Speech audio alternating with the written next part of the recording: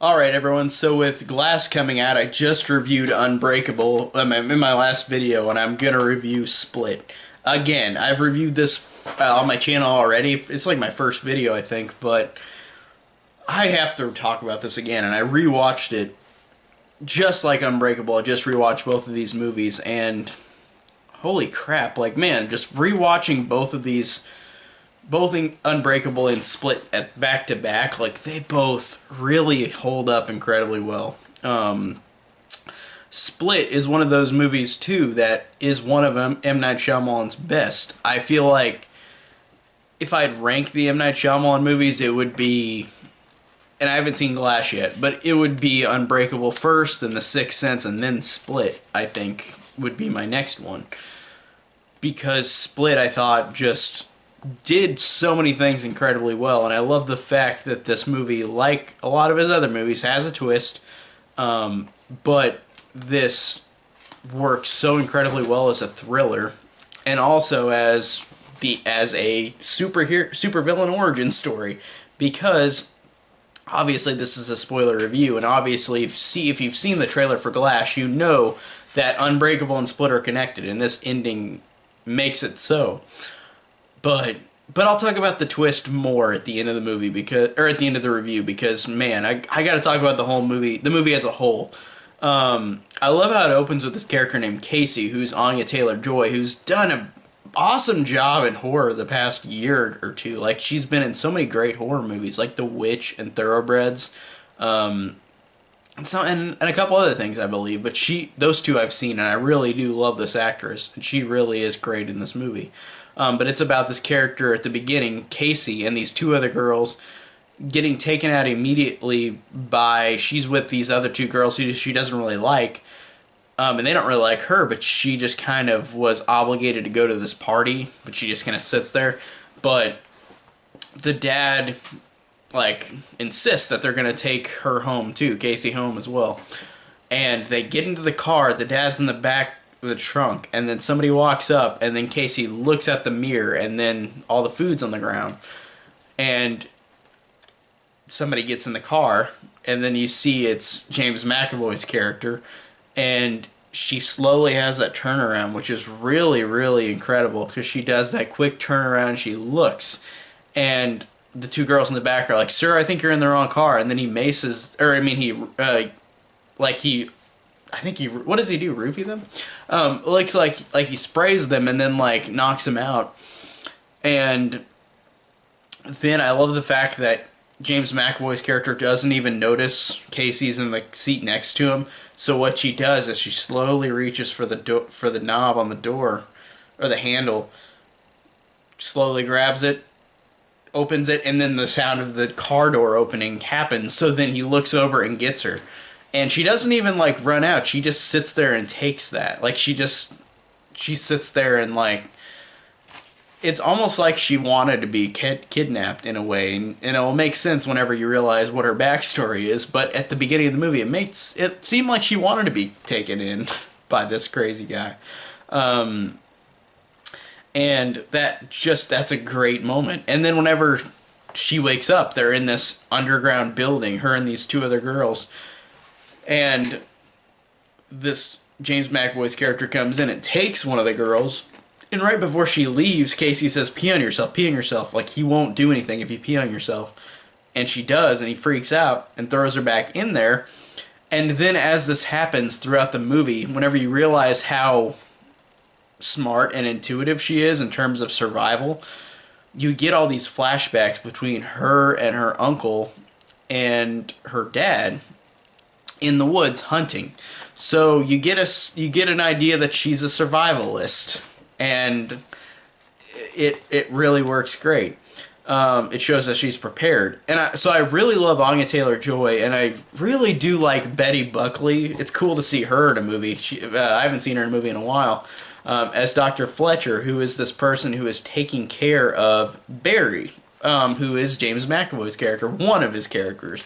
Because the build-up and anticipation to realizing he has 23 personalities is great. But at first you don't realize that, and like he comes in and talks to her, and she already knows that he has different personalities.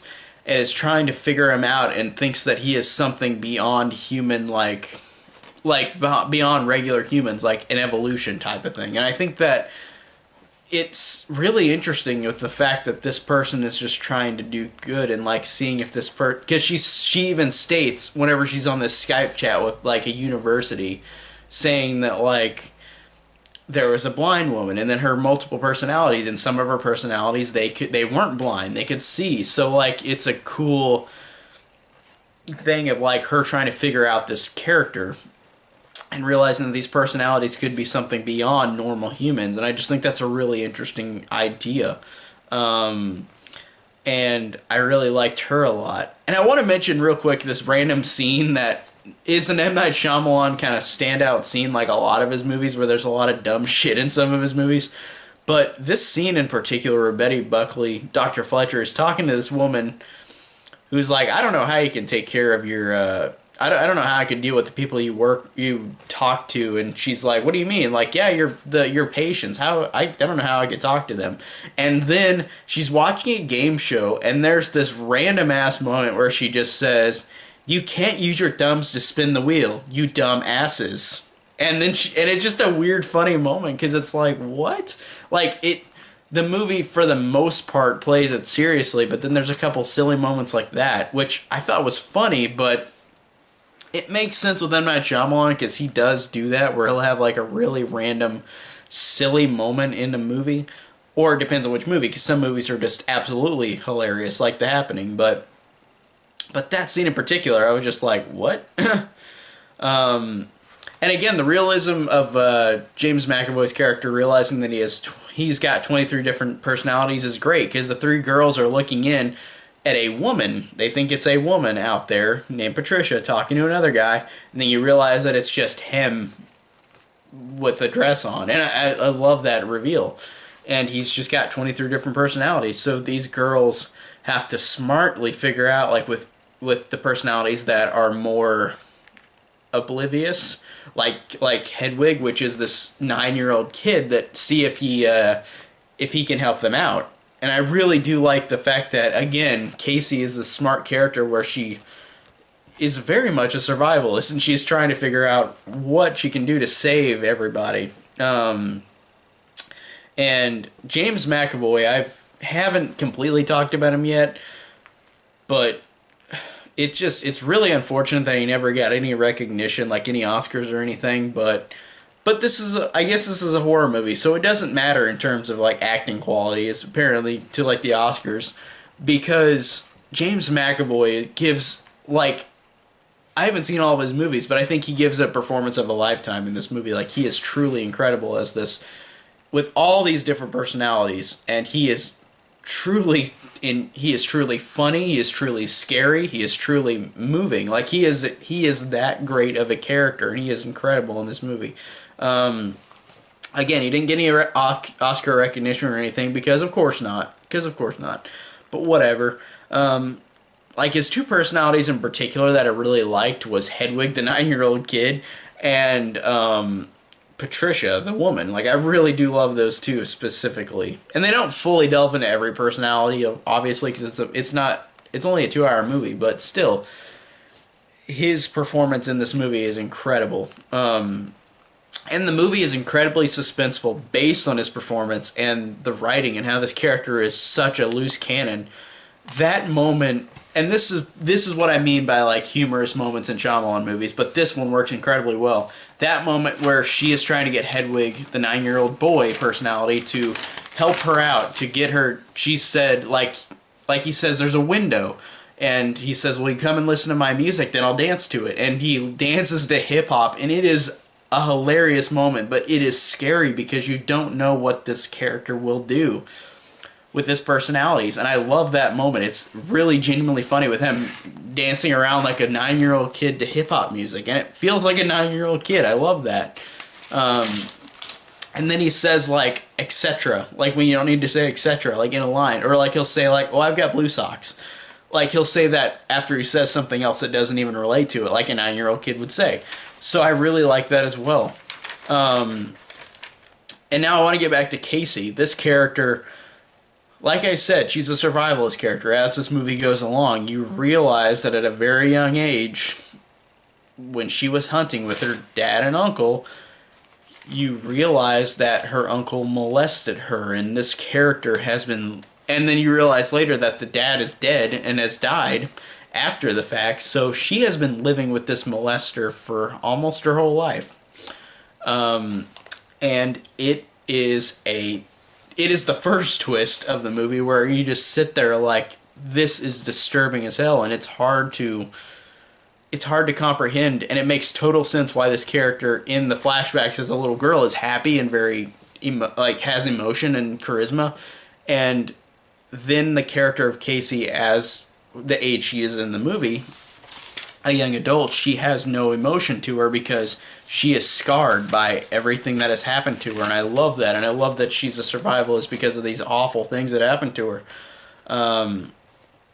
So I really love that, and that moment where she's a little girl, and after the uncle molests her, she grabs the shotgun and like points it at him, and like he gets it out of her hands before she kills him as a little girl, but that moment is just really moving because she knows what he did was wrong, even though she's a little girl, and whenever she goes to shoot him is great, even though she doesn't, and he becomes her guardian after the father dies, which is horrible. But I love this character, and I love how horrible of a reality she's in, and that makes sense why I think at the beginning of the movie she didn't literally jump out of the car even whenever she had the noise come on where he looked at her. Like, she just stayed there and let him take her. Like, because what is she going to go back to? This molesting uncle? She didn't... Maybe it could have been better, but then she realizes that it's just as bad inside with this crazy guy who's got 23 personalities.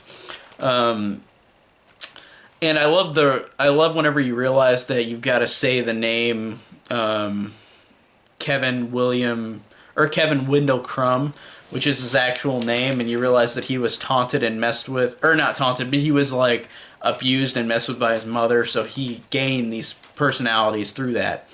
And after he kills Dr. Fletcher, which is really sad whenever she dies, it becomes the two other girls die, and it's just between Casey and Kevin now, and they both, like, he becomes the beast. He becomes the 23rd personality, the one that changes, and he doesn't look much different. He's just got a little bit more muscle, but he's intimidating though. He's scary. And that moment when Casey's trying to shoot the beast, it goes back to that scene of her seeing her father's funeral with the uncle grabbing her and talking to her in a way like he's gonna keep doing this no matter what. But I love that moment where it kind of brings her a little bit more of a drive to kill the beast. Like, I really love that, how it flashes back to that at that moment. And then you realize whenever she's out of ammunition, she doesn't have the shotgun anymore, the beast is going to, or I don't even know if she's out of ammunition. I can't remember why the gun's gone, but she is anyways that it's trapped between these bars, and he starts breaking the bars, like literally ripping them, and like he's gonna come in and hurt her, and then he realizes with all of the abused marks on her body, he looks at her and says, "You are different, you are special, the broken are more evolved," and he leaves her there and keeps her alive because she has been tortured. She has become, in his eyes, more evolved, where maybe she could attune to these 23 personalities. So I do love that. I love that he lets her go. That's really cool. And then you realize whenever she finally gets saved that she's just underneath a zoo. Like, that's a really interesting location that they were just underneath one. And then whenever she's in the police car and the officer the officer comes up to Casey and tells her, "Your uncle's here," and she just gives a look off to the distance like, I've got to go home to that again. Like, I've got to go home to this molester. And it just is a sad moment. Whenever she's still, even though he let her go, the beast, like, she still has to go home to her horrible molesting uncle, who's her guardian now. She would have probably rather stayed with the beast than the uncle in some ways. Either way, she's getting a shitty way of life, and it's horrible that it ends that way for her, and I really do like that, even though it's horrible. And it ends on Kevin having the two big personalities, Hedwig and Patricia, and I think all the other personalities too. Like they're all together now, talking like they're gonna keep going and like showing the world what they are. And then we get another one of the coolest M. Night Shyamalan twists ever, and honestly, one of the most surprising twists in a movie I've ever seen. Which, look, judging by the artwork of Split and judging by the artwork of Unbreakable, don't these look like they would go together? Like with the cracks, it looks, and literally like whenever that twist appears, where you see at a diner, they're talking on the news about Kevin and how he killed these people, and like a woman mentions, "Hey, wasn't that like that guy who got arrested like 15 years ago? What was his name?" And then it does that fantastic where it's showing like the camera zooming in on these people at a diner, and then it slowly edges in to show Bruce Willis behind all these people as David Dunn, and he says Mr. Glass, and the woman's just like, "Oh, okay, yeah." And you give that look of him just drinking his coffee, looking like he's got to do something about it. And I love that. That is one of the coolest twists ever, that this movie is connected to another movie that you would not like expect. And I just thought that was literally one of the best twists I've ever seen in a movie. And whenever this happened on rewatch again, I smiled so big. I'm like, I'm so glad that like this happened where it's connected to Unbreakable. That is so cool. And man, I love this movie for it. I really think that, again, in terms of Shyamalan rankings for his films that I've seen, this one is definitely my third favorite behind The Sixth Sense and Unbreakable. But this one has one of the best twists. It has an incredible performance. It is scary, intense, and terrifying. The Casey character is a great full-fledged character who goes through horrible things, and I really love how this character is, and I really loved how James McAvoy is. Like, he has got an Oscar-worthy performance that got no recognition, and he deserved it more than a lot of people. So, man, just rewatching Split, this really blew me away, and I'm so glad that I rewatched these both before Glass tonight, because I'm going to go see Glass tonight, and I'm so excited. The trilogy to end all these films, or the final film to end on this trilogy. So that's how I feel about Split. I loved it on rewatch. So tell me down below what you guys think of Split, and thank you guys so much for watching.